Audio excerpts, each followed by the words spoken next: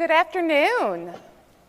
Hello and welcome. I am Dr. Rosemary Walsh, and on behalf of CME Outfitters, I would like to thank you for joining us for today's educational activity, Neuromyelitis Optica Spectrum Disorder Unveiled, Optimizing Long-Term Outcomes in Neuromyelitis Optica Spectrum Disorder with Innovative Therapies. Today's activity is supported by educational grants from Alexion Pharmaceuticals. So CME Outfitters is a joint accreditation provider and as such develops and certifies continuing education activities for the team, by the team, including our program today. I also want to encourage everyone to join us today on our live Twitter conversation at CME Outfitters. We will be monitoring the Twitter feed and responding to your tweets as they come in. Also, I want to remind our audience that our iPads and online platform you are using today allows you to save slides. Take notes on slides, answer our polling questions, and send us your questions, so please log in and interact with us. We'll only be taking questions through that system, so please utilize that system for questions. So again, I am Dr. Rosemary Walsh. I am a neuroimmunologist at Memorial Healthcare in Owasso, Michigan. Neuromyelitis Optica Spectrum Disorder is one of my passions, and I am joined by two wonderful colleagues as I moderate this panel. I'm Mary Jean Busey. I am a nurse practitioner and a clinical professor. I'm the professor at Stony Brook University and a nurse practitioner at NYU South Shore Neurological Associates on Long Island. And I'm Dr. Flavia Nelson. I'm a neurologist and the chief of the CNS autoimmune disorders. It used to be the MS division, and also the director of the MS Center of Excellence at University of Miami Miller School of Medicine. I've been doing MRI research for the past 20 years, and now I dated myself. Thank you for coming. And Chelsea Tucker is our patient advocate that we'll be seeing on video today. She's also an artist and an advocate. So today's learning objectives, we're going to review the pathophysiology of neuromyelitis optica spectrum disorder, including the role of complement mechanism in the disease state. We are going to evaluate the diagnostic criteria, including reviewing the clinical presentation, the AQP4 IgG status, also known as the aquaporin 4 status, MRI findings to accurately and earlier diagnose neuromyelitis optica spectrum disorder. We're going to review the recently approved NMOSD therapeutics in preventing new clinical attacks, associated damage, and long-term disability. And then we're going to discuss how to implement ongoing care needs and monitoring of patients with NMOSD to optimize long-term outcomes as we move into this new era of NMOSD management.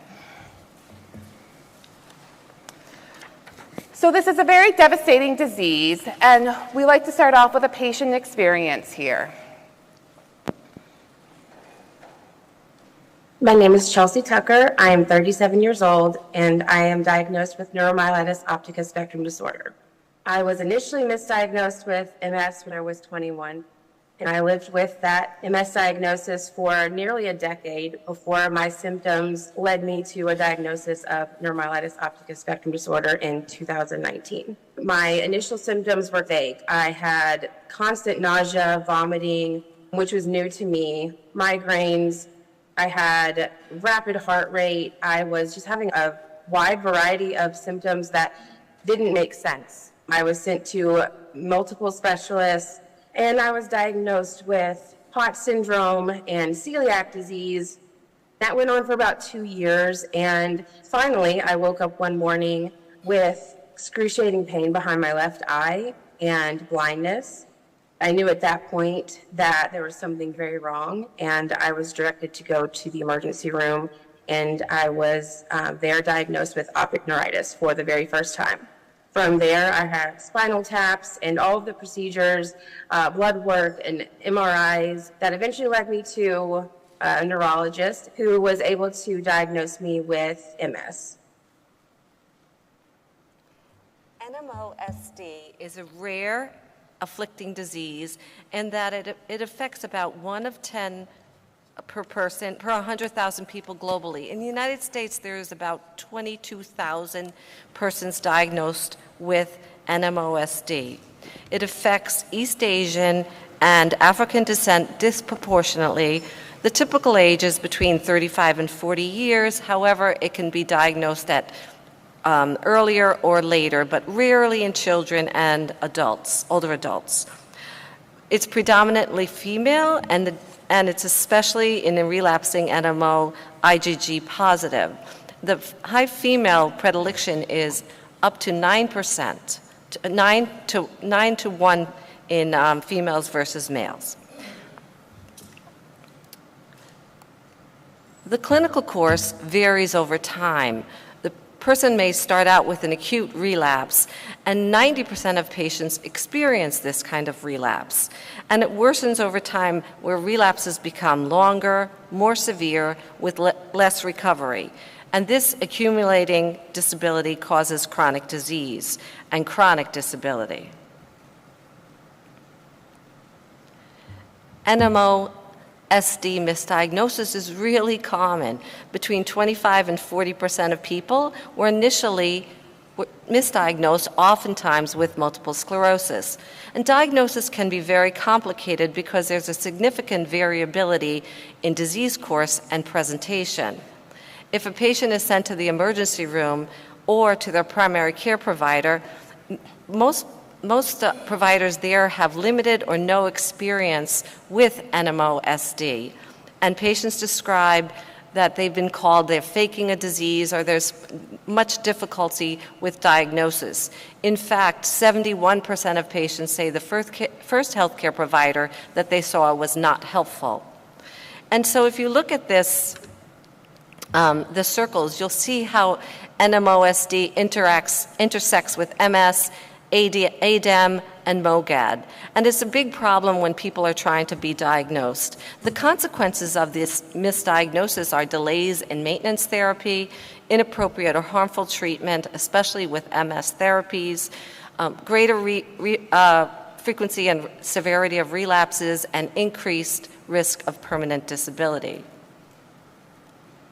I just want to call your attention to this, how NMOSD impacts the quality of life. If you looked on the left side, the red and the orange are all of the time or most of the time. And look at what the patients go through. It is just remarkable. About every part of their life is affected by NMOSD. So I'm going to talk about neuromyelitis optica spectrum disorder pathophysiology, the presence of autoantibodies, and the complement cascade. So proposed NMOSD pathogenesis. Aquaporin 4 is expressed, a water channel that's expressed on the astrocyte end feet. So this is responsible for regulating the bidirectional flow of material across the blood-brain barrier. It's very prevalent in the optic nerve, the spinal cord, and areas of the brainstem that we will come back to later as we review MRIs, but this is why areas of the brain are more susceptible to an NMOSD insult than others. And this is an autoimmune disease in which an anti-HCP4 antibody is produced. So reactive T cells prompt this production of these autoantibodies that are produced downstream via the B cells, ultimately the plasmablasts, and mitigated partially by IL-6, and they target the HCP4. Thus, the HCP4 antibody test has nearly 100% specificity for neuromyelitis optica spectrum disorder. When I teach, I talk about complement activation really being a forest fire. We start off with just a little bit of like ashes into that complement, and what happens is you continue to spread that fire, and that's what happens with complement activation as it crosses in the blood-brain barrier and causes all of that inflammation to continue to come in and continue to have all of that swelling, and it's this big fire, forest fire, that just keeps going. So complement is activated, the cascade promotes neutrophil chemotasis, and then the MAC deposition. And this is predominantly a problem in the astrocytes. So that complement-driven inflammation causes severe astrocyte necrosis. So those astrocytes swell up and die. So then that causes more inflammation to come in. Your GFAP, which is an emerging biomarker in neuromyelitis optica, is released by those astrocytes. This astrocyte continues to compromise the blood-brain barrier and then promotes further CNS inflammation. And then you have secondary damage to the oligodendrocyte that drives the demyelinating process and the axonal degeneration. And this is the process explained now in a cartoon that we just went over discussion-wise, but also discussing where the different therapeutics that are used both here in the United States and around the world, both on-label and off-label, work. So in the periphery, we have the B cells here.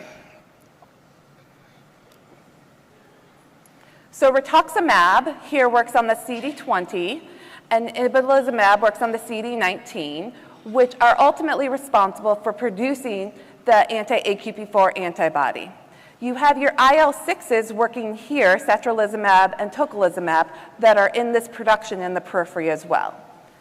Down here, across the blood-brain barrier, you have complement, and so complement inhibitors, eculizumab and revilizumab, work here to stop that complement production as well. And so this is when the HCP4 attacks and we lose the astrocytes, and then we have the secondary oligodendrocyte damage. This cartoon also says where MOG works, because we really can no longer talk about neuromyelitis optica spectrum disorder without at least also simultaneously talking about myelin oligodendrocyte glycoprotein associated disorder, which is a similar but different antibody-mediated disorder. So how do we test for this disease? A cell-based assay is preferred. Ultimately, a fluorescein-activated cell sorting test, which is nearly 100% specific for that anti-HCP4 antibody. Other cell-based assays that are available on the market are over 90% specific, which is really good if you're wanting to rule in this disease. Sensitivity, so to rule out the disease, is 70 to 90% overall.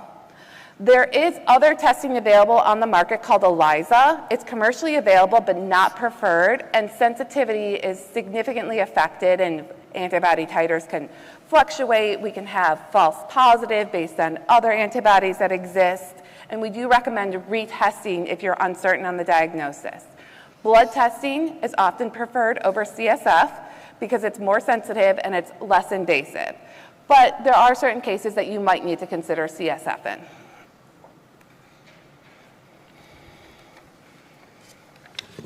Okay, so now we get to talk about clinical, serological, and radiological criteria, and you get to test your knowledge. So let's talk about Angela. She's a 32-year-old African-American female that presented to the ED with an acute onset of neurological symptoms. She reports malaise and fatigue, followed by persistent nausea and vomiting for the past 2 days. Today, she woke up with severe weakness and numbness in her lower extremities, leading to difficulty with walking and standing, and she also reports a band-like sensation around her abdomen and urinary retention. So, upon examination, she has decreased strength in her legs, 2 out of 5, hyperreflexia, and a sensory level at T6. Cranial nerve exam reveals mild facial asymmetry and difficulty with gag reflex. Her past medical history, she had migraines diagnosed at age 30, accompanied by visual disturbances, nausea, and vomiting, managed with prophylactic propranolol, 20 milligrams PO twice a day. She was diagnosed with hypothyroidism at age 26, which is managed with levothyroxine, 175 micrograms PO daily. And she has a family history. Her mother has Sjogren's syndrome, no other significant family medical history. So, which of Angela's presenting symptoms most strongly suggest brainstem involvement? A, malaise and fatigue. B, persistent nausea and vomiting. C, severe weakness and numbness in the lower extremities. D, band-like sensation around her abdomen, or as patients like to call it, the MS hug, which is obviously not just for MS. And you do not know, because I do. Go ahead and enter your answers, and let's see what it shows.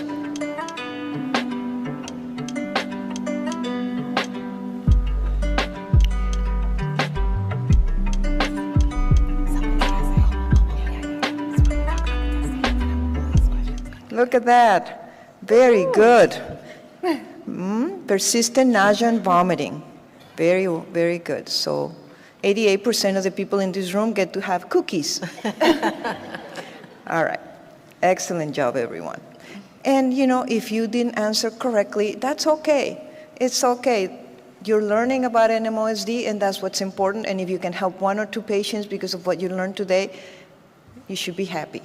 Well, and let's talk about, Dr. Nelson, where that weakness and that band-like sensation really localizes to.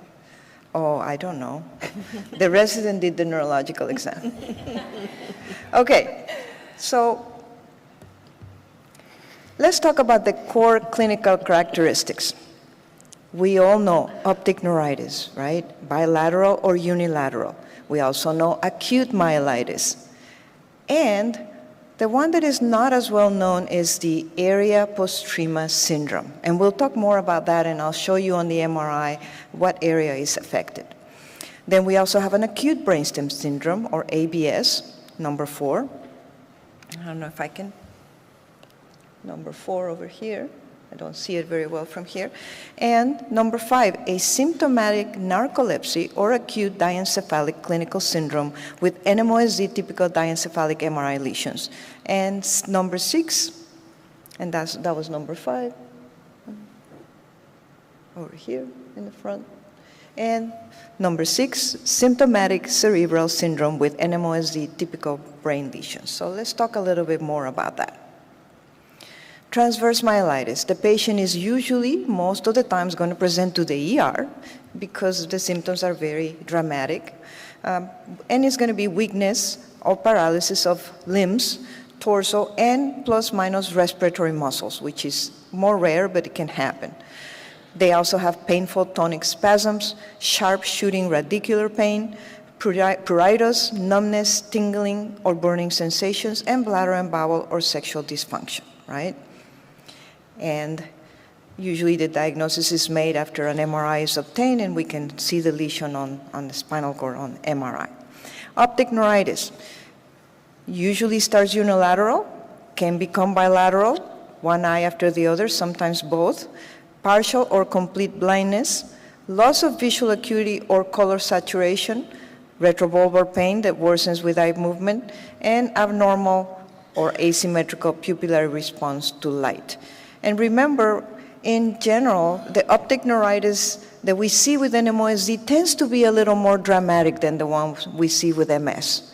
And we'll talk more about that, and it's also proven by OCT findings. And then at the bottom, you see the area postrema syndrome, which is intractable nausea and vomiting, plus minus hiccups.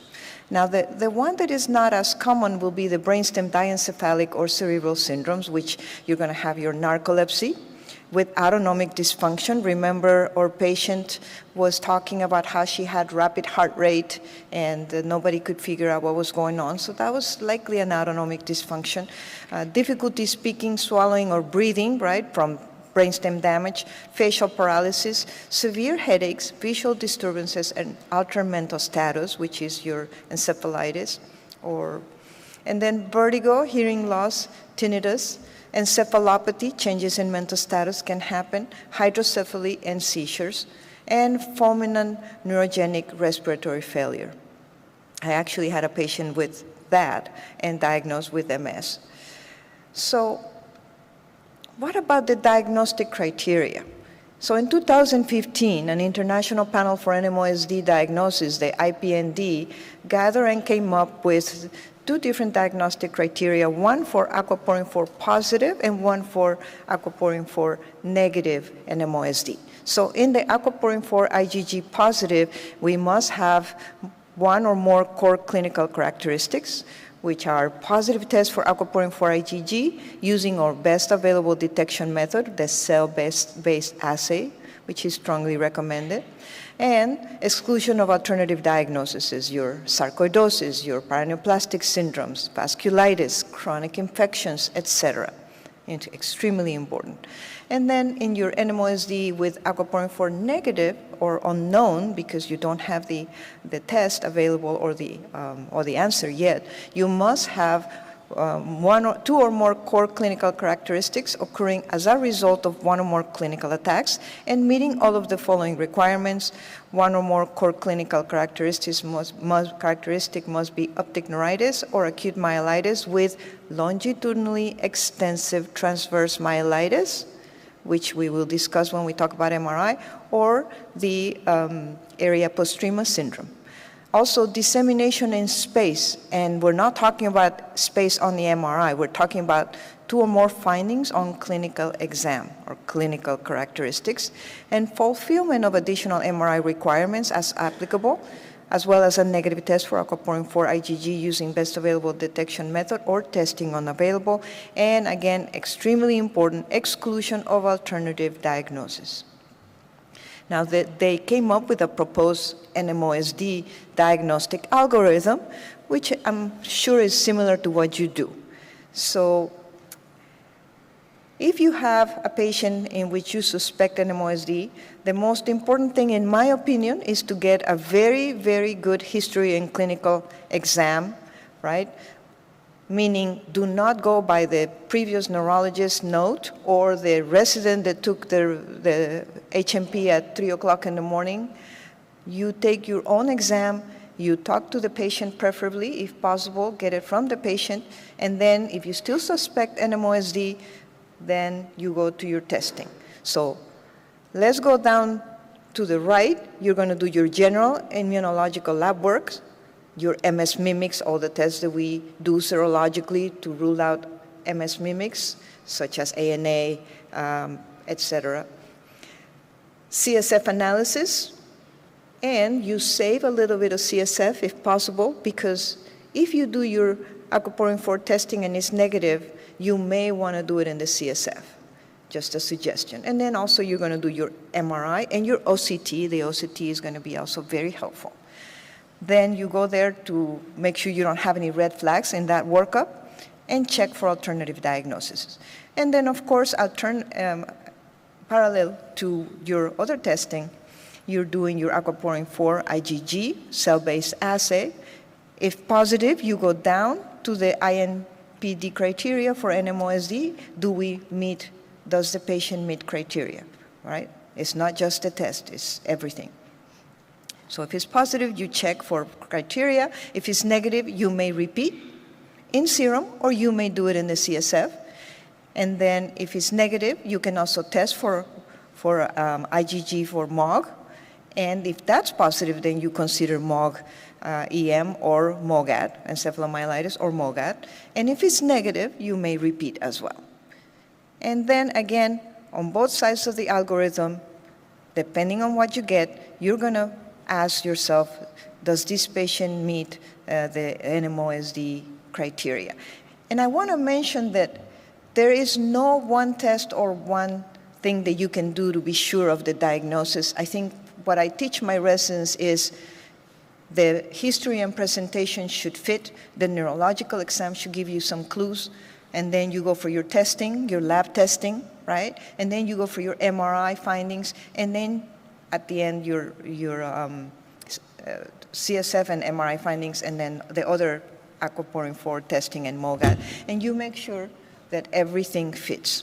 So let's go to my favorite section. It's demyelinating, it's relapsing, but it's not MS. So what are the red flags and clinical pearls? And I'm going to get up for this one so I can point at the MRI. And I apologize to the people on the left. I'm probably going to have to point on the right because it'll be easier, so I'm not turning this way.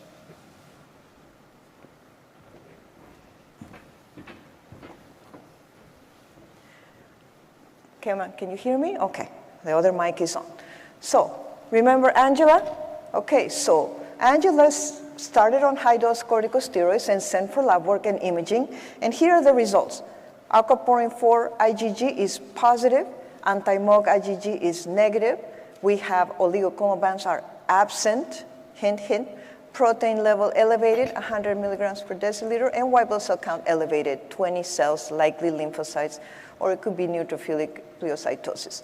And then on MRI, you're going to have a sagittal T2-weighted brain spine MRI with poorly delineated hyperintense signal changes and an enlarged spinal cord extending over 8 to 9 spinal segments, or longitudinally extensive transverse myelitis. And a hyperintense dorsal medulla area postrema lesion is also seen. Now let's see. Here's the area postrema. You see the red arrow. It's underneath the fourth ventricle. Can you guys see it over here? It's not in front of the fourth ventricle, it's underneath. It's easily seen when you have a sagittal T2. And this is a sagittal T2. We know that it is a T2 because the CSF is white, right? And then you start seeing the T2 hyperintense signal in the spinal cord, right? The spinal cord is wide, it's enlarged, it's swollen. The signal is white. This MRI doesn't have contrast, so the signal is hyper-intense or white, and it goes all the way from C1 to approximately C1, 2, 3, 4, and then there's a little space where you don't see a lot of signal, and then it starts again, right? So it's a little patchy, but it's definitely a longitudinally extensive transverse myelitis. Then again, it starts around T1, and then notice this. Underneath this segment that looks hyperintense or white, you also see a signal, a hyperintense signal that is not as white, but it's definitely going all the way from C1 to the end of this picture. So again, it doesn't have to be continuous and it doesn't have to be the same level of hyperintensity, but this is definitely a longitudinally extensive transverse myelitis. Now, how many of you look at your own MRIs? Raise your hand. Good, I'm so proud of you. Always look at the T2 sagittal and look at the axial. The axial will allow you to see the extent of these lesions, and you will get a better idea of the degree of damage, because the T2 sagittal may be deceiving sometimes. Sometimes it looks worse, sometimes it doesn't. So next, here's your quiz. So which combination of findings in Angela's workup is most specific for NMOSD? Okay, is it the anti-aquaporin 4 IgG positive and the LETM, longitudinally extensive transverse myelitis that we saw on the MRI? Or is it the aquaporin 4 antibody plus the absence of oligoclonal bands? Or what about the longitudinally extensive TM and the absence of oligoclonal bands? Or the aquaporin 4 positive and the anti-MOG negative, or you don't know, and that's okay. Let's see what we have. I know this group was very smart, so I'm not worried.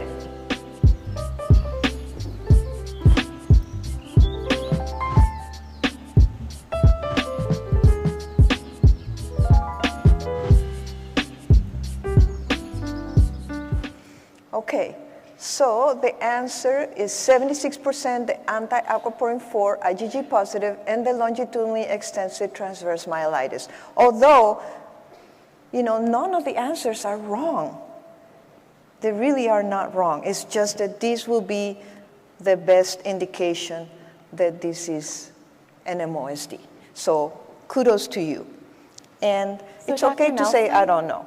I'm going to stop you right there. There's been quite a few questions about how we individually apply that diagnostic algorithm and how we arrive at our diagnosis in NMOSD. And I'm going to collectively bring all those questions and let Dr. Nelson answer them as she goes through these next couple slides. So I think that will help a lot of you with this. She's going to walk through optic neuritis cases that look like NMOSD and area postremia and longitudinally extensive transverse myelitis. And she's going to talk more about how she arrives at the diagnosis of NMOSD. So there's been lots of questions about that. So she's going to address that, I promise you. And we will have a question and answer session. So, if I don't cover everything as we're going through the slides, please just bring it up again during the question and answer session, because it's a lot of material, but I'm so glad that you're interested and you're asking, and happy to answer all the questions and stay late. Okay, so let's talk about optic neuritis, okay? So as you know, NMOSD requires normal findings or non-specific white matter lesions on brain MRI. So first thing, you need to look at your brain MRI. right? It shouldn't have a lot of lesions, or they should be atypical, right? They're not going to look like MS, or usually. And the problem is when you only have one or two, right? And you really don't know what to do with one or two lesions. So then you, like I said, you have to start collecting data. So with optic neuritis, it has to be, you have to see either a T2 hyperintense lesion, right? Like the one we see over here, right? This is a T2, and you see a hyperintense signal. And this doesn't necessarily need to be when the lesion is enhancing. The T2 hyperintense signal, you may see it even if you no longer see enhancement. Remember, enhancement doesn't last more than a couple of weeks. So sometimes you don't see that patient with optic neuritis right away. Why? They go to the optometrist, and then the optometrist sends them to the ophthalmologist, and then the first ophthalmologist misses it because they don't see anything on fundoscopy, right? And they're not thinking. Some of them do, some of them don't. We have all kinds. And then eventually it gets to you.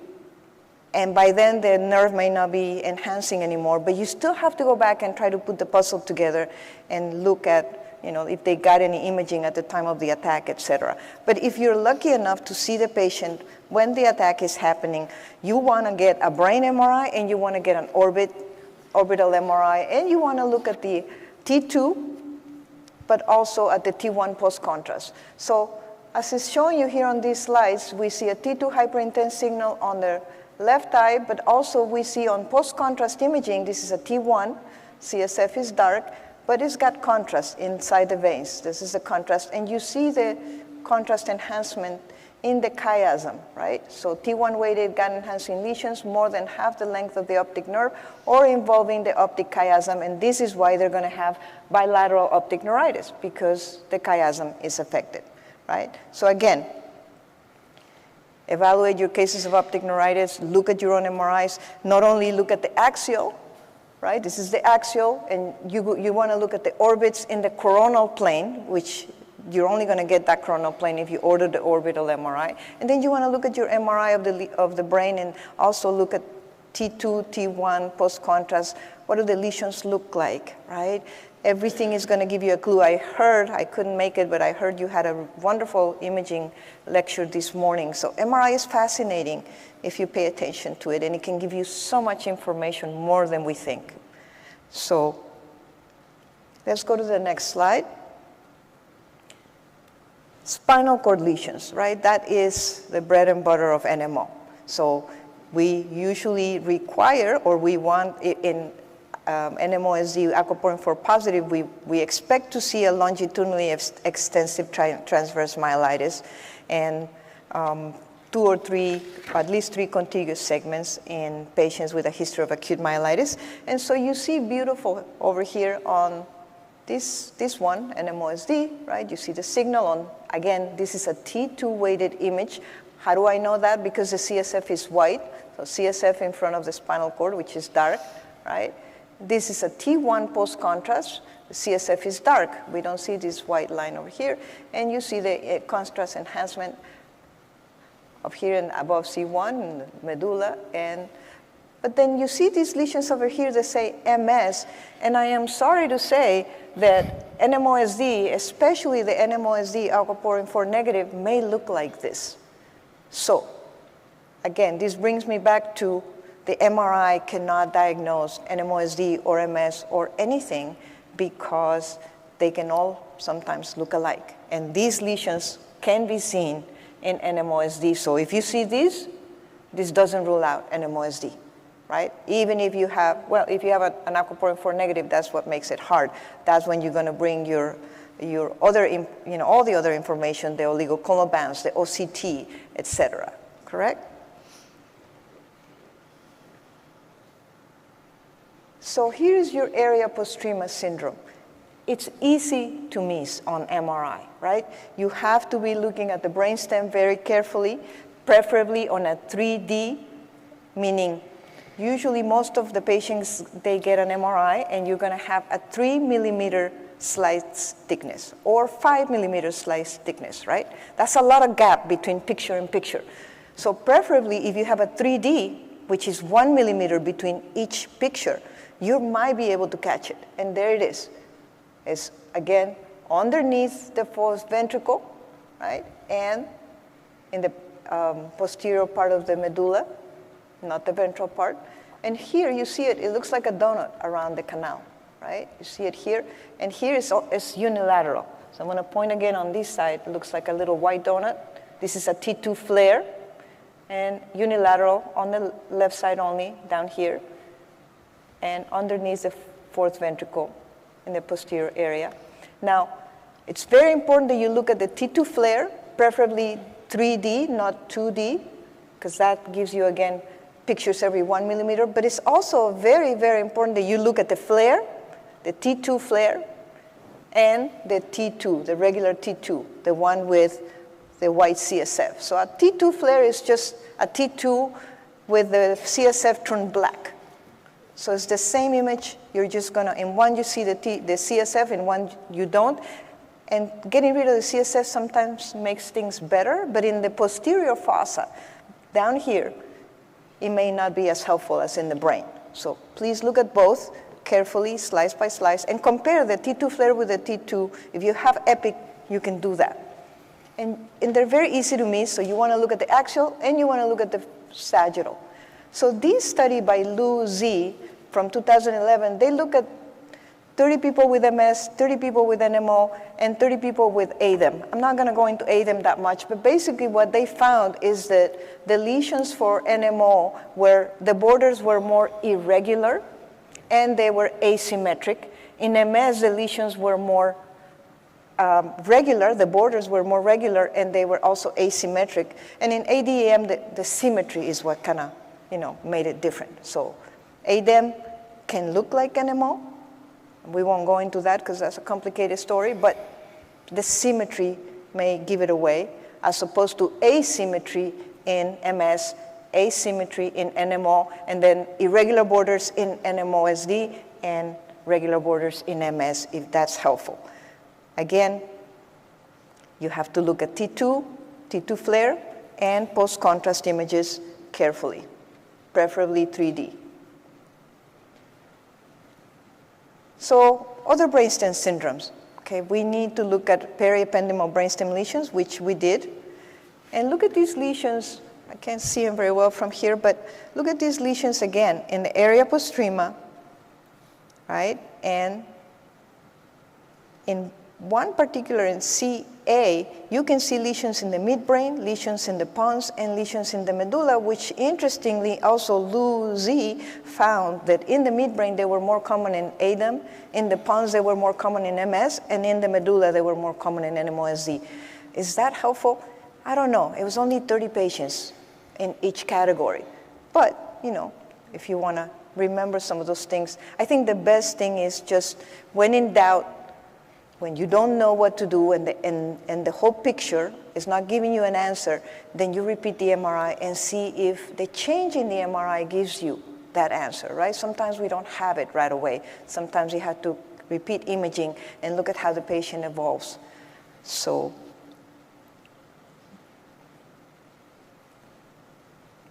red flags, take-home points. I would say you don't need to remember all of this, but remember the main ones, okay? Aquaporin 4 seropositive is going to be an NMOSD. MOGAD, no. Attack recovery. Most people with MS recover completely, right? Not in NMO, not in MOGAD, right? And we already talked about bilateral and unilateral optic neuritis. CSF. Here it is, CSF oligoconal, rare in NMOSD, very rare, very common, right? 90 to 95% of the patients with MS have positive oligoconal bands and rare in MOGAD. And last but not least, your spinal cord lesions. Now, if you know any of my research, you know that I love cortical or juxtacortical lesions, and Lou Z also said they're very helpful to diagnose NMO and NMOSD. You're not going to see them in NMO, but guess what? Most people don't know how to find them. They're very difficult to find if you don't have the right sequences. And most places in the country do not use the right sequences to detect cortical lesions. So we're not there yet, okay? We're working on it. And I think something else to remember is, aside from the longitudinally extensive transverse myelitis here, is this. MOGAD is going to involve the conus medullaris, the tip of the spinal cord. So if you see that, you want to think MOGAD, right? So that's the end of my section, and I'll pass it along to Dr. Welch. Oh, we have the... Yep. We're going to return back to Chelsea as well as we start to talk about NMOSD treatment and how to optimize outcomes from acute treatment to chronic management. So thus far, we've kind of talked about how we make that diagnosis, how we do that workup, and now we're going to talk about how we treat somebody acutely and how we manage them long term. So the first treatment that I started were injections at home, interferon medication, and initially I was told that it should work, it should be fine, and that wasn't the case. I got very sick. Besides side effects, I relapsed again with optic neuritis, yet again in my left eye, about 3 months after I started the injections. Once I failed that medication, I tried a different medication, and I tried that, it didn't work, and that was hard. I then started a different injection at home and was told this really should work, and it didn't. And at that point, it was no longer these medications were failing me. I started to take it personal. Like I was failing the medications, if there was something wrong with me, I was extremely discouraged. It felt like no matter how many medications I tried, no matter what I did, even if these medications should work, my body just wouldn't tolerate them. I got worse. I didn't have a period of remission or disease where it wasn't active, it was constantly active. Finally, after the third failed injectable medication, I was put on an infusion. That was the hardest of them all. The side effects weren't as bad as the injections, but the optic neuritis attacks kept coming back in my left eye more frequently. It led me to a point of about 2 years where I threw up my hands and said, like, I'm done, I can't do this anymore. And I went unmedicated for about 2 years due to the frustration of just not having any luck on any of these medications. After that 2-year period of not being medicated, I woke up with blindness in both of my eyes, and it was bilateral optic neuritis. That's the first time I've ever experienced that. And eventually that led to more testing. I was not diagnosed immediately after with NMO once I had the bilateral optic neuritis. It took about 2 years. So Chelsea's story is a very common misdiagnosis story where she was originally misdiagnosed as multiple sclerosis and actually ended up with a diagnosis of neuromyelitis optica spectrum disorder. Thus, failing MS medications, as a question came through, is actually quite common because the wrong disease was being treated.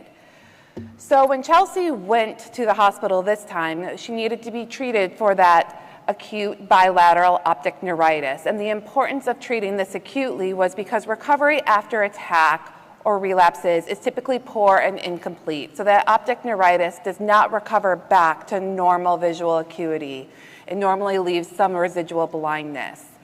So we define attack as emergence of new NMOSD-related symptoms and/or exacerbation of pre-existing ones for greater than 24 hours with or without new or enlarging or enhancing MRI lesions. There's also a concept of a pseudo-attack, which is worsening of pre-existing neurological symptoms attributed to non-NMOSD clinical factors, such as infections, fever, injury, comorbidities, medication, psychiatric disorders. We are very cautious in calling something a pseudo-attack, a neuromyelitis optica spectrum disorder, because infections also increase the risk of an attack. So something we always need to take into consideration when an NMO patient calls with new symptoms. Those incomplete recoveries can lead to accumulating disability, an attack leading to blindness, an attack leading to myelitis with quadriparesis. That leaves residual disability and worsens quality of life over time. And each subsequent attack can increase in severity and duration over time. And inappropriate treatment can worsen disease, increase in disease activity, relapse frequency, and or relapse severity can be associated with initiation of many MS drugs. So our interferons, arcloteramir, natalizumab, alatuzumab, fingolimod, and dimethylfumarate are just some of the ones that are known clearly to worsen NMOSD. And so should raise your flag if you have an MS patient who's worsening on some of these higher efficacy drugs that you might not have the right diagnosis. We don't use a lot of mitotrexate or cyclophosphamide anymore due to limited effectiveness and high risk of severe adverse effects. So our goals are to minimize attack damage through rapid initiation and early escalation of acute therapies. So using high-dose corticosteroids, typically IV methylpred, and or plasma exchange, or IVIG. And then also chronic therapy, that goal is to prevent relapses and therefore prevent the attacks that cause that worsening disability through early initiation of long-term maintenance therapies. Until the past 7 years, everything that we were using was off-label and traditional immunosuppressive therapy, low-dose corticosteroids, azathioprine, mycophenolate, and the traditional monoclonal antibody rituximab. In the past 7 years, we've had several FDA-approved therapies in this nation, including eculizumab, inotuzumab, satralizumab, and ravulizumab, with the goal to prevent a future clinical attack. And then we also treat patients symptomatically to maximize their quality of life, as you saw earlier, with all of those symptoms that these patients have and they live with. This ends up becoming very patient-specific and symptom-guided.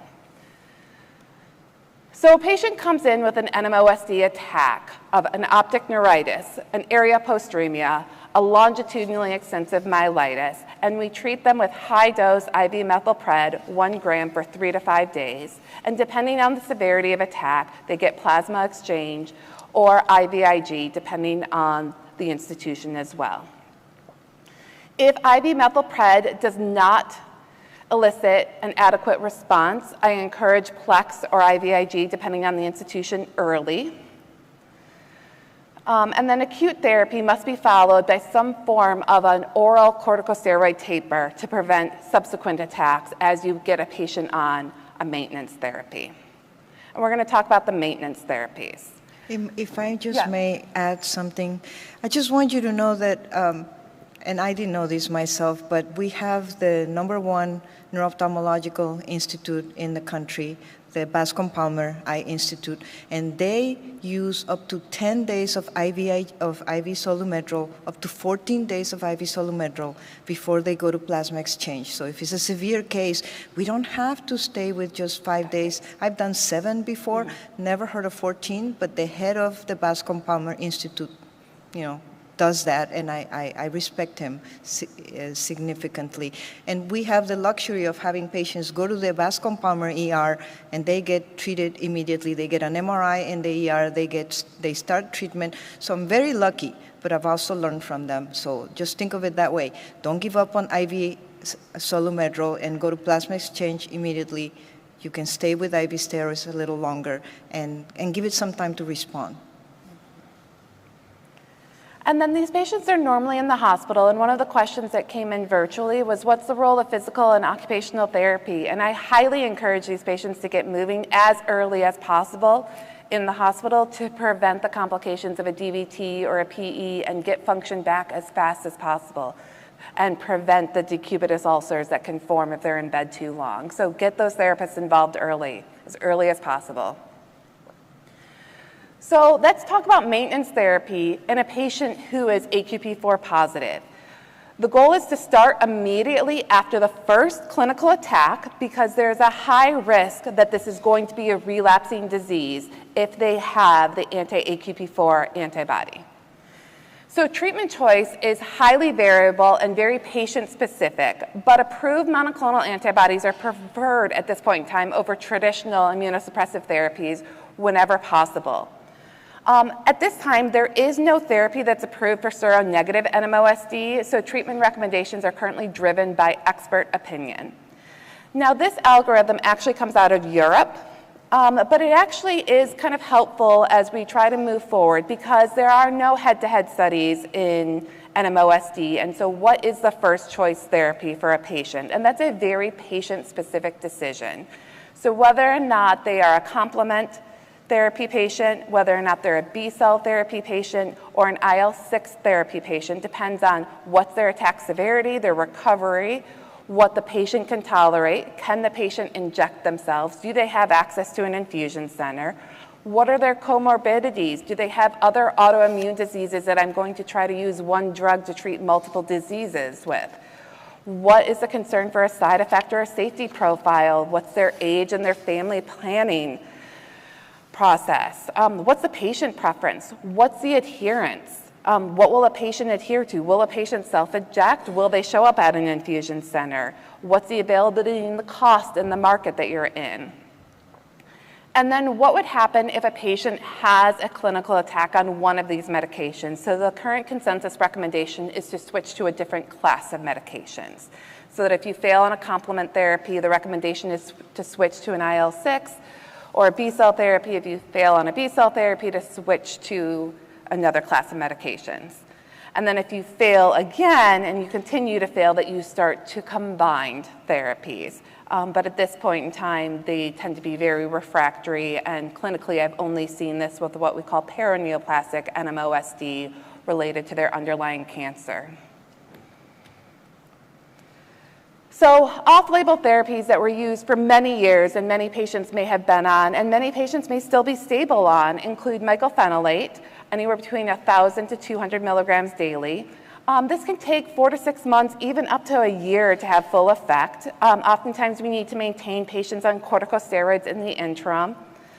Safety concerns include that it's teratogenic. We can see pancytopenia, hypertension, ulcers, hepatotoxicity, pulmonary toxicity, nephrotoxicity, an increased risk of serious infections and malignancy. Azathioprine is also used at around 2 to 3 milligrams per kilogram per day, also a pill. Again, it takes about 6 months for full effects, often needing corticosteroids in the interim. Also teratogenic can make somebody hypofertile, pancytopenia, pancreatitis, hepatotoxicity, pulmonary toxicity. We're seeing a pattern here. And then corticosteroids, and ideally, the American College of Rheumatology even recommends that we get patients on 10 milligrams or less, ideally 7.5 or less of prednisone a day, because prednisone comes with all of its other side effects. Because we can see bone fractures, diabetes, we have an obesity crisis in this country, dyslipidemia, cardiovascular disease, we can see myopathy, and this long list of problems with steroids that continues to go on and on. So that's why many of us who treat NMOSD tend to prefer the monoclonal antibodies. So for a long time, rituximab was the most robustly used among off-label therapies, and until 2017, this was the only good therapeutic option. So it's an anti-CD20 monoclonal antibody. You achieve B-cell depletion usually within 4 weeks, with full onset within 8 to 12 weeks. Dosing is typically 1,000 milligrams IV on day 1 and day 14, and then dosing is a little tailored to patients, but between 500 to 1,000 milligrams every 6 months thereafter. Some patients get 1 dose, some patients get 2 doses. There were no adequately powered randomized controlled trials, but retrospective reviews demonstrate a 70 to 96% reduction in relapse rate for this drug, albeit very small trials. The adverse events that we see with rituximab include infusion reactions, upper respiratory tract infections, late onset neutropenia, hypogammaglobulinemia, and reactivation of viral illnesses. And now throughout the rheumatoid literature and also the oncology literature, we're seeing ongoing concerns about polymorphism data, about people who bind differently in genetic polymorphism that could affect the efficacy and ultimately the memory B-cell depletion in older B-cell therapies. So we're going to go back to this pathophysiology diagram just so I can kind of put this back in your head a little bit on where these drugs work and how we're going to continue to talk about them as we move to the now FDA-approved therapeutics. So we can see over here, we're going to talk about the complement-based therapies, eculizumab and ravulizumab. We are going to talk about IL-6, which is satralizumab, and we're going to talk about inebilizumab, which is a CD19 therapy. So eculizumab is considered an anti-C5 monoclonal antibody. It's given over 90 minutes via IV. It's a standardized dosing of 900 milligrams per week times 4 weeks, and then 1,200 milligrams every 2 weeks. And it's very quick onset, within 1 to 2 weeks. The PREVENT trial was the trial that got this drug FDA approved, and it treated HCP4 positive antibody NMOSD patients who had very active NMOSD. So they had 2 relapses in the last year, or 3 relapses in the last 2 years, including 1 in the past year. And they had to be somewhat ambulatory with that EDSS of less than 7. And it was randomized 2-to-1 to eculizumab to placebo, and they were allowed to continue on their traditional immunosuppressive therapy. This study actually demonstrated a 94% relative reduction in the risk of relapse with eculizumab versus placebo.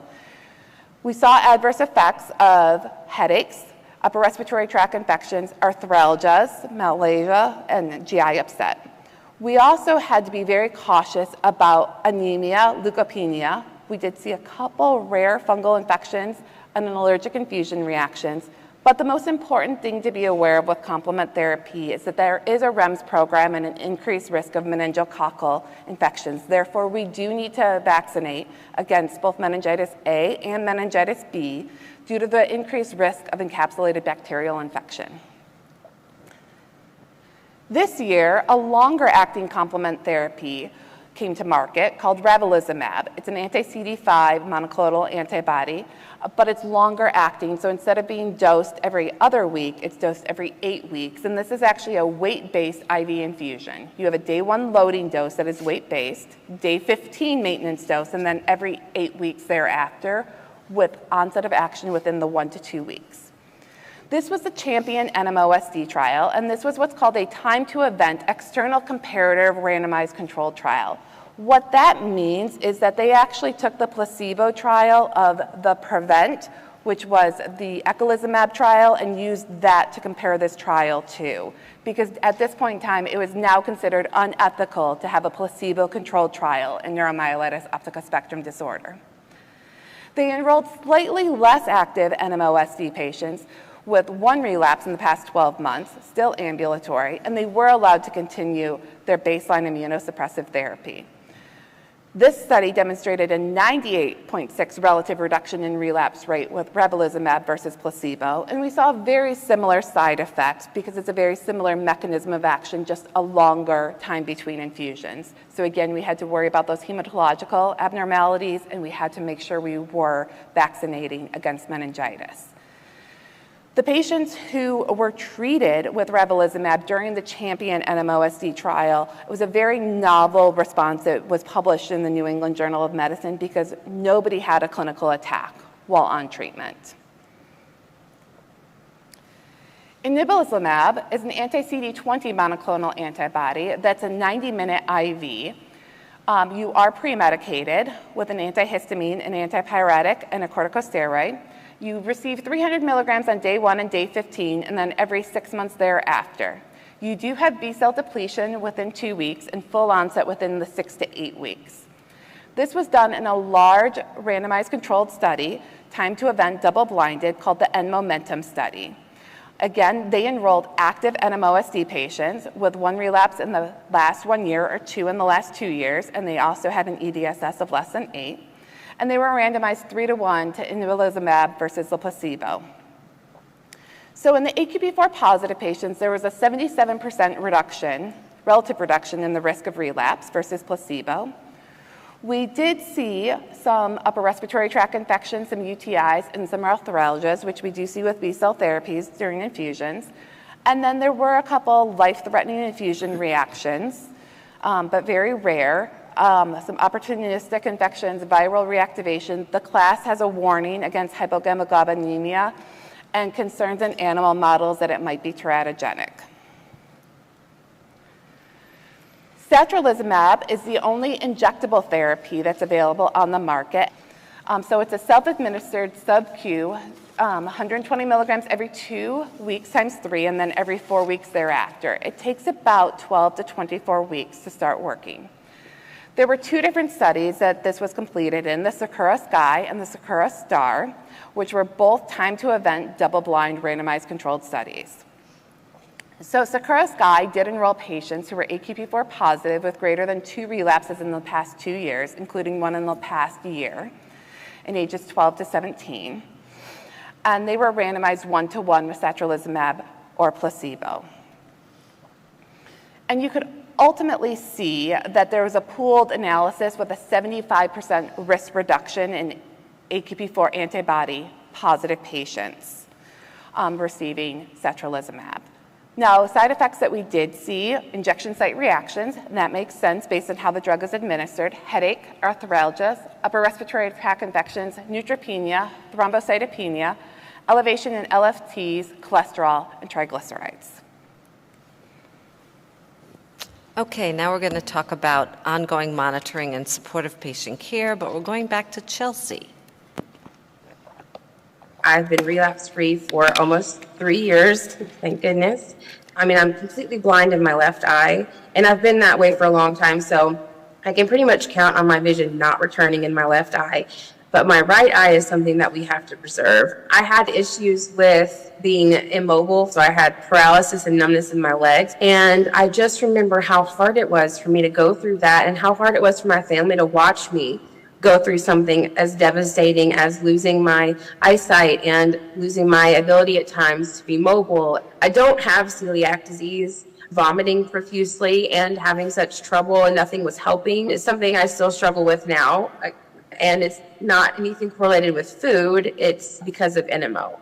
Navigating a healthcare system, it's very hard. It's very hard. You almost have to become an expert in your body, and you have to be well-versed in the disease that you have, because oftentimes I'm speaking with people, doctors, medical staff, who don't know what NMOSD is. It's such a vulnerable state of being to not be able to see what's going on around you, and to have to navigate and advocate for your healthcare in that situation is challenging, to say the least. My neurologist has been integral in me being well-versed in NMOSD. I am so blessed with an amazing neurologist who doesn't just focus on the big symptoms, but also focuses on the symptoms that are big, in my opinion. I know eyesight is a massive symptom to pay attention to, but I have very limited feeling in my hands.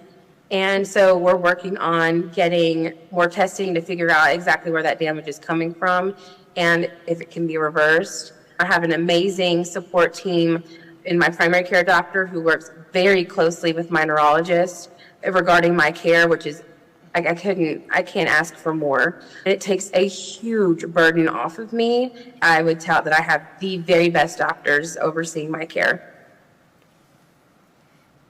So some of the ongoing monitoring needs. Thus far, the parameters for ongoing monitors has not been, there's no consensus in that. So neurological assessments can be routinely or as clinically indicated, or once every 6 months or once every 4 months, depending on the patient. And the purpose is to monitor disease activity, residual symptoms, and response to treatment. Brain and spinal cord imaging can be routine, or if symptoms occur, if new symptoms occur, you certainly want to do that again. And you want to detect any new lesions, assess disease burden, and guide treatment adjustments. The lab tests should be done periodically, as I've said about everything else, or as indicated, depending on which medication you're on. And the labs, CBC, BMP, GFAP, and others are indicated by treatment protocol. The purpose is to monitor treatment effects, potential seroconversion, and comorbidities. And then the monitoring, it really depends on what the patient's on. For long-term steroid therapy, for a monoclonal antibody, you really want to do a regular assessment of efficacy, side effects, opportunistic infections, and long-term safety concerns, especially as Dr. Walsh said, with steroid therapy, long-term steroid therapy. And then we have quality of life. And you heard what Chelsea said about quality of life, and we'll just continue with that in a second. So symptomatic and supportive care is unbelievably important in this disease. Our patients are suffering with every single day, as we saw in that first, what their quality of life is like. They have motor dysfunction. So I look at this whole thing and I say to myself, oh my gosh, I wish we had every therapist. We need rehab, vision impairment. We need ophthalmology involved. We all need to go to Miami, right, for her ophthalmologist.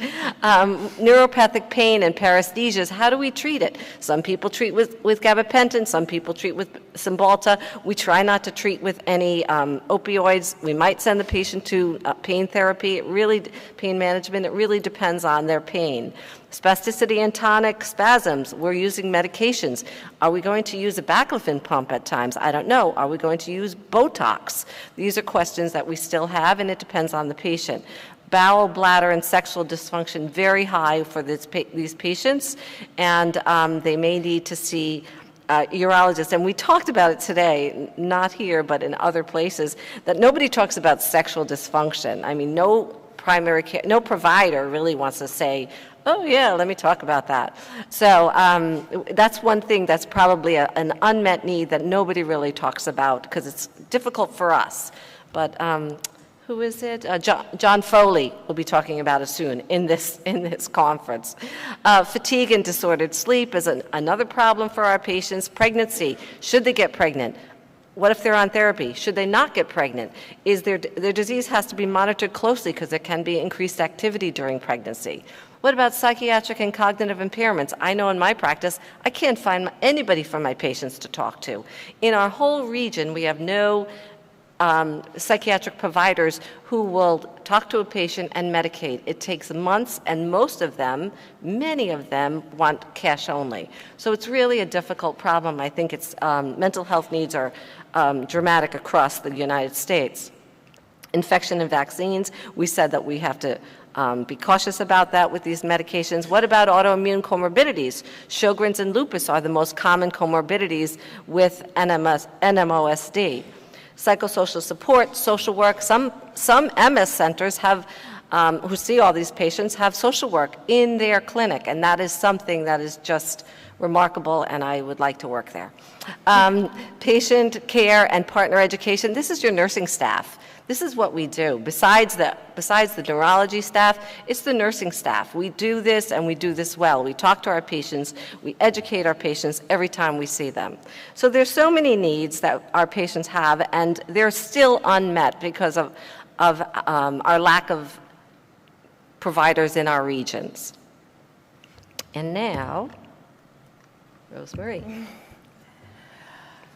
So we did review a ton of stuff today, and there are plenty of questions here, and I'm so impressed with how engaged all of you have been. So I do want to kind of circle back that we've looked at the patient experience and the impacts of living with neuromyelitis optica spectrum disorder.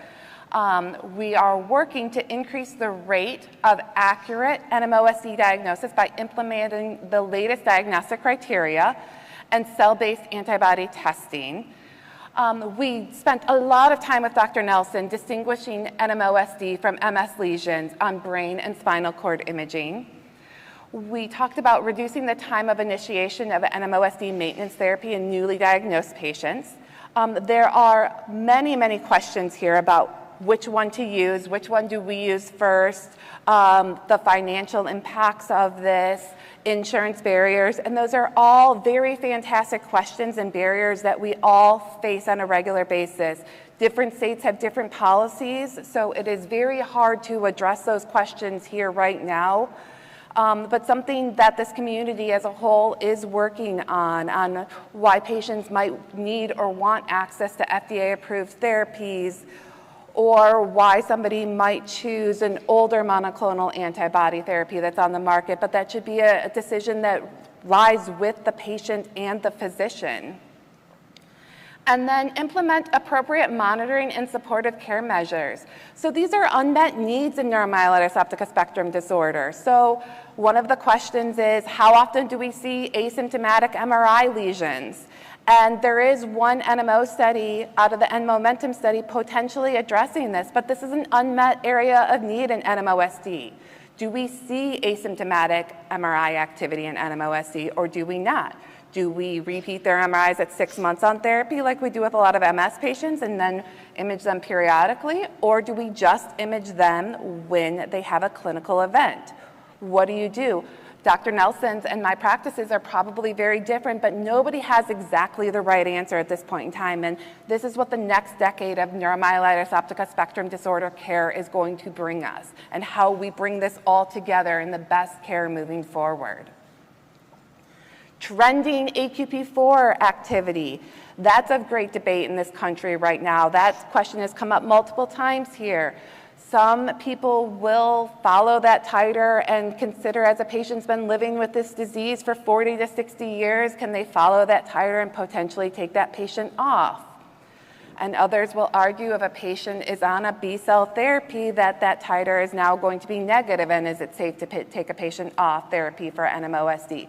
When do we take a patient off therapy for NMOSD? There was one correction I did want to make about the satralizumab slide. It is approved for 12-year-olds in Canada, not the United States, but it is studied down to 12-year-olds here. So we are going to continue to do questions because there's lots of questions up here. I just wanted to add one thing. It's so important because our patients feel alone in this. They really do. They don't have anybody to talk to because they don't know anybody who has this disease. So social media is so important. There are Facebook groups.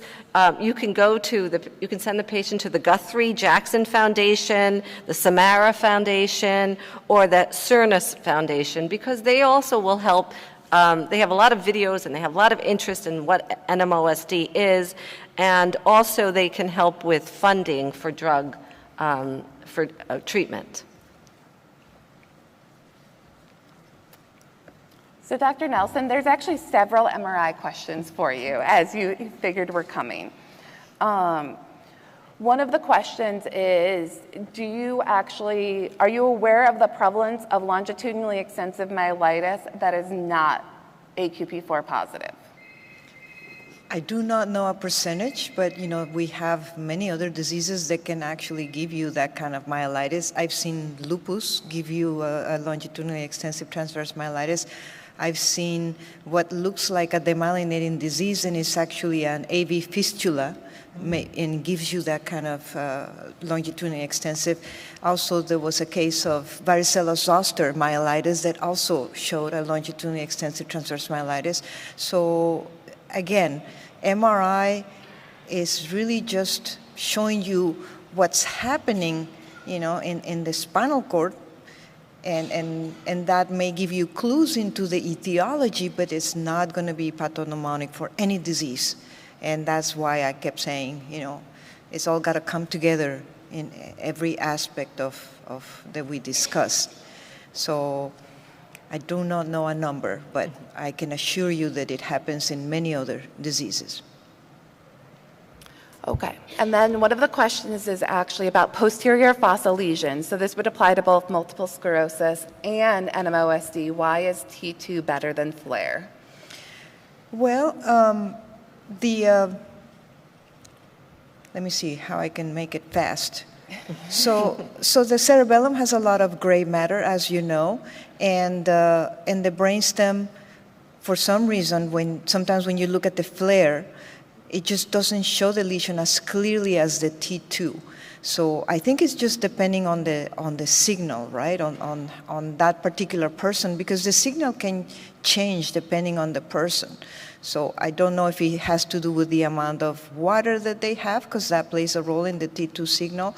I'm not sure the specific answer from the, I'm not a physicist, I would not be able to tell you, but I can assure you that it's not necessarily that T2 is better, I used to think it was better, and then I started looking at both.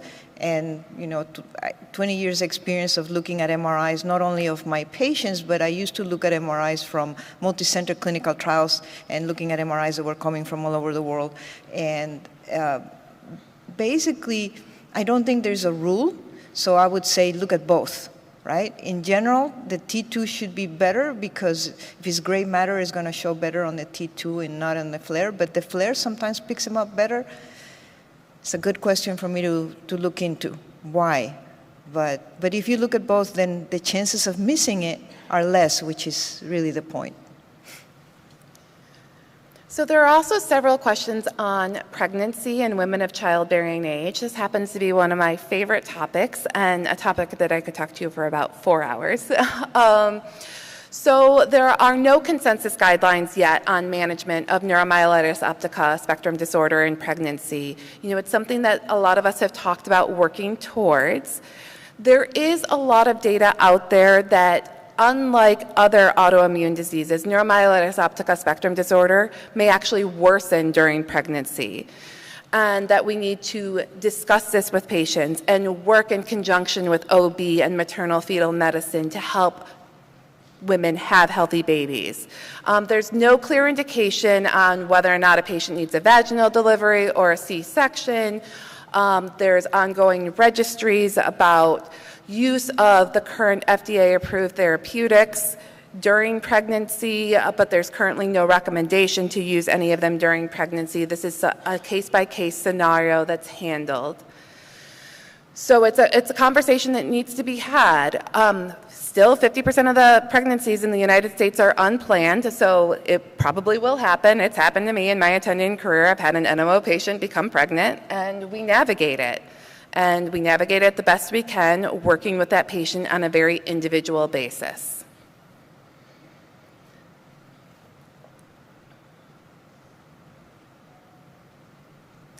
There are a lot of questions about, again, which drug to use first, or X drug costs this, X drug costs this. And today we're just presenting you the science of these drugs. I would love to have a public policy debate about cost of care of medicine and preventing patients from being in the hospital, because an ICU stay for PLEX is quite expensive, and we do need to factor all of that into considerations of cost of care, but that's beyond today's discussion. I would just add, I think, rule of thumb, if the antibody is negative, the aquaporin 4 is negative, you cannot use the recently approved FDA drugs, right? So right away, unless you have that test and it's positive, the insurance is not going to approve it. So I say in the meantime, while you're waiting for a test, go ahead and start something as soon as possible, right? You can always change later. But to me, access to a therapy as fast or as soon as possible is important. And sometimes even with a positive aquaporin 4 test, the delays are unacceptable, which is something that, again, we're not going to waste time discussing. But I would say prevent relapses. That's your main goal. Start treatment as soon as possible with whatever you can, and every place is different. And then think about whether you want to change when you have more time. Protect the patient above all. And there are a lot of questions about the complement-based therapy and the vaccination protocol. So there is a REMS program for the complement-based therapy that will be fully active in the fall. There is a schedule for vaccination of both the meningitis A and the meningitis B, including the updates of when they need to be vaccinated. So they do need to be vaccinated against both meningitis A and meningitis B. You need to have both vaccines, at least one dose prior to initiation of complement therapy, or be being pre-treated with antibiotics, and you do need to be updated on that vaccination per that protocol every 2 to 5 years, depending on the vaccine that they are getting. There was a question also about the cases of meningitis during the CHAMPION NMOSD trial. So I would actually pull out the data on that trial because the United States has a very different vaccination protocol than other countries do. So if you are really curious about how cases of meningitis happened in other countries, it's actually detailed out in the supplementary area of the CHAMPION NMOSD study. But to the best of my recall of the Champion NMOSD study, none of the cases were here in the United States, per our recommendation on the immunization protocol.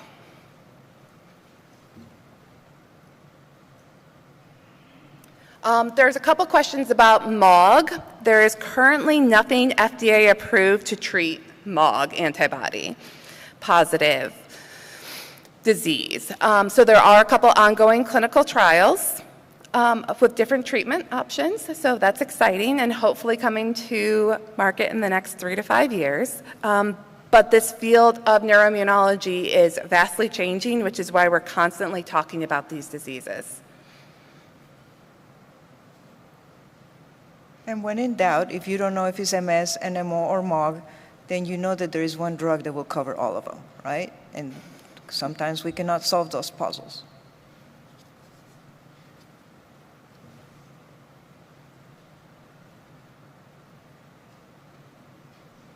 I also want to say, I don't know if you have seen patients in their 60s and 70s with NMO, but I've seen many cases. So don't discard the diagnosis of NMOSD, even with aquaporin-4 positive antibody in patients in their 70s. It's actually more common than we think. It's a subset called late onset NMOSD. So my oldest in fellowship was 88. My oldest as an attending is 78. What's your oldest right now, Dr. Nelson? No, I think they're younger than that. I would say 77. So, yeah. But it happens. It happens, yeah. I have 3 or 4. Yep. And we talk a lot about this being a disease that preferentially attacks African Americans and Asian women, which it does, absolutely. But we also see it in men. We see it in white men. So just don't discount the disease because they're not the right ethnicity. There is some emerging data that those who present with area-postremia syndrome actually take longer to get diagnosed, which actually makes sense to me because somebody coming in with chronic nausea, vomiting, and hiccups, a neurologist or an ophthalmologist is not going to be the first stop. It's going to be a GI doctor. So those with an APS presentation often take the longest time of diagnosis. And some early ethnic data actually suggests that African Americans might be more likely to present with an area-postremia as their first event. So they actually take longer to have time of diagnosis.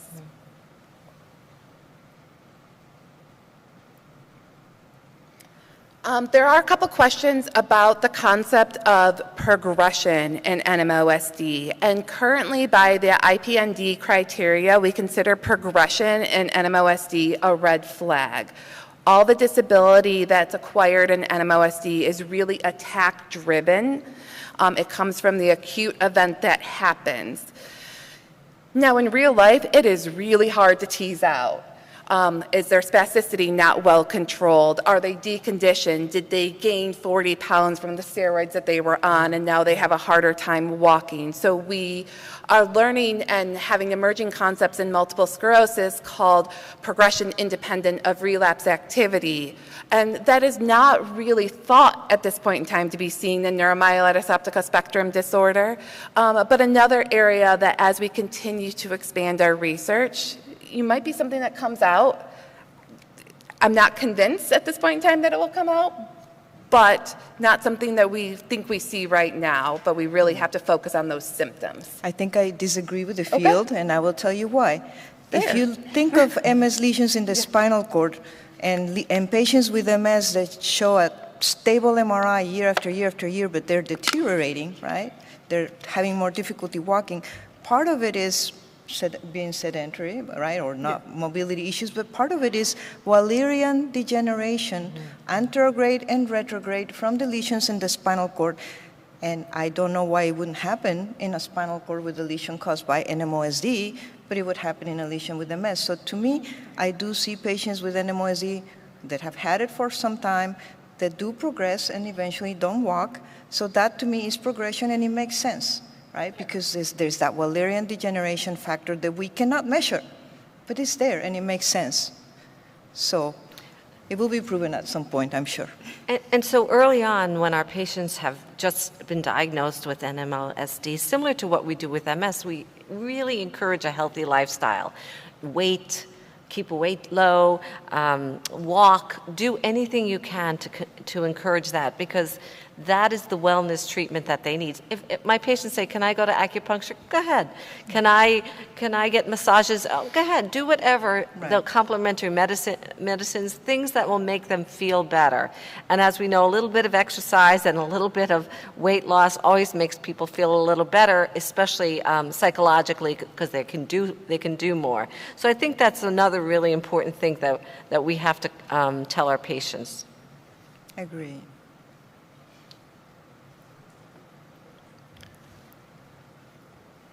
Do you want me to change this to SMART goals? Oh. Here is the QRS code if you'd like to request and collect your CME credits, both for in-person and then there's a virtual code as well. If you go one more slide. Okay.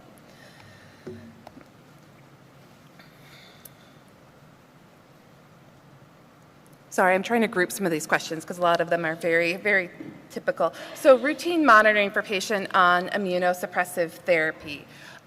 So it depends on what therapy they're on and what their infection risk is and what their other comorbidities are. I do personally see these patients on average of every 4 to 6 months in the clinic. Even in the era of virtual, I absolutely want to see them once a year in person. I want to see how their symptoms are doing. I want to make sure I update their medical history, their surgical history. Who knows if they had their appendix out or broke their hand and had surgery in the interim.